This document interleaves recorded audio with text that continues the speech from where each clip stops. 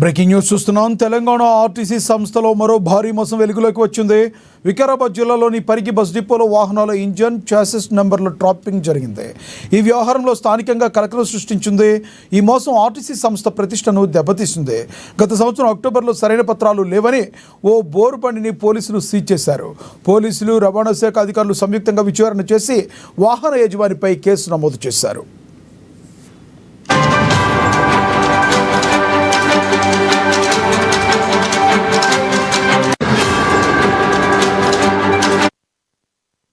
బోరుబండిని security కోసం పోలీసులు Parigi bus డిపోలో ఉంచారు. అయితే ఆర్టీసీ సిబ్బందికి కాసుల ఆశ చూపి గుట్టుచప్పుడు కాకుండా వాహన ఇంజిన్ నెంబర్, చేసెస్ నెంబర్ను సదరు యజమాని మార్చివేశాడు. మార్చిన నంబర్ల ఆధారంగా కోర్టును తప్పుదోవ పట్టించి పోలీసులకు బండి రిలీజ్ ఆర్డర్ పంపినట్లుగా ఆరోపణలు వచ్చాయి. ఈ వ్యవహారంలో పోలీసులు ఆర్టీసీ డిపో మేనేజర్ దాటవేసే ధోరణిలో ఉన్నట్లుగా తెలుస్తుంది.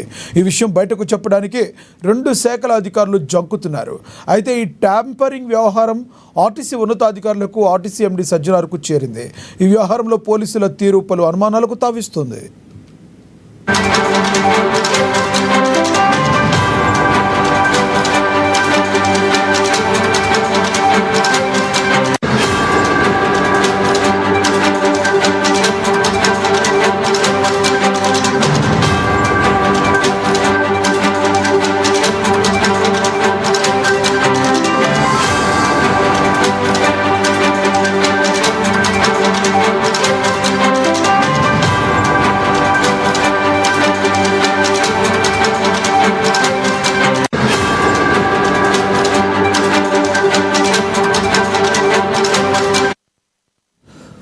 తెలంగాణ ఆర్టీసీ సంస్థలో మరో భారీ మోసం వెలుగులోకి వచ్చింది.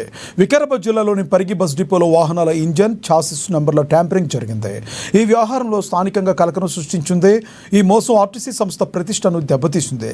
గత సంవత్సరం అక్టోబర్లో సరైన పత్రాలు లేవని ఓ బోరుబండిని పోలీసులు సీజ్ చేశారు. పోలీసులు, రవాణా శాఖ అధికారులు సంయుక్తంగా విచారణ చేసి వాహన యజమానిపై కేసును నమోదు చేశారు. బోరుబండిని సెక్యూరిటీ కోసం పోలీసులు పరిగి బస్ డిపోలో ఉంచారు. అయితే ఆర్టీసీ సిబ్బందికి కాసుల ఆశ చూపి గుట్టుచప్పుడు కాకుండా వాహన ఇంజిన్ నెంబర్, చాసిస్ నెంబర్ను సదరు యజమాని మార్చివేశాడు. మార్చిన నెంబర్ల ఆధారంగా కోర్టును తప్పుదోవ పట్టించి పోలీసులకు బండి రిలీజ్ ఆర్డర్లు పంపించినట్లుగా ఆరోపణలు వచ్చాయి. ఈ వ్యవహారంలో పోలీసులు, ఆర్టీసీ డిపో మేనేజర్ దాటవేసే ధోరణితో ఉన్నట్లుగా తెలుస్తుంది. ఈ విషయం బయటకు చెప్పడానికి 2 శాఖ అధికారులు జంకుతున్నారు. అయితే ఈ ట్యాంపరింగ్ వ్యవహారం ఆర్టీసీ ఉన్నతాధికారులకు, ఆర్టీసీ ఎండీ సజ్జనార్ వరకు చేరింది. ఈ వ్యవహారంలో పోలీసుల తీరు పలు అనుమానాలకు తావిస్తుంది.